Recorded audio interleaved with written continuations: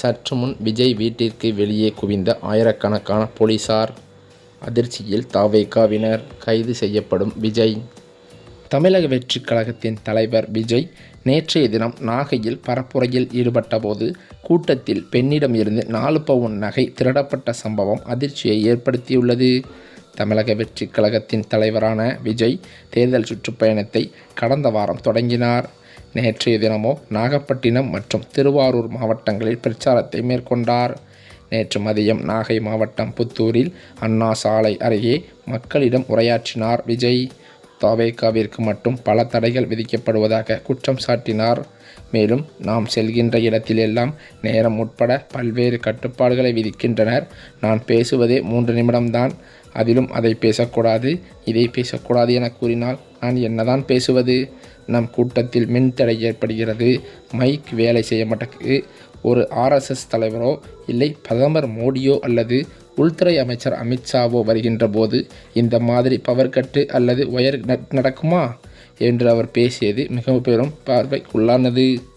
நமக்கு நடப்பதை போன்ற கட்டுப்பாடுகளை அவர்களுக்கு விதிப்பார்களா? முதல்வரிடம் நேரடியாகவே கேட்கிறேன், என்னை மிரட்டி பார்க்கிறீர்களா? அதற்கு இந்த விஜய் ஆள் இல்லை. எங்கள் இயக்கமும் அதற்கு ஆள் இல்லை. மக்களை சந்திக்க ஏன் இத்தனை தடை விதிக்கிறீர்கள் என விஜய் கேள்வி எழுப்பியது பெரும் சர்ச்சையை கிளப்பியது. நாகை மாவட்டத்தில் அதாவது தேர்தல் பரப்புரை மேற்கொண்ட விஜய் பேச்சை கேட்க ஆயிரக்கணக்கான தொண்டர்கள் கூடியிருந்தனர். அப்போது தவேகா தொண்டர்கள் திடீரென வடமாநில வாலிபர் ஒருவரை அடித்து உதைத்தனர். இதில் அந்த வாலிபர் மயங்கி விழுந்தாராம்.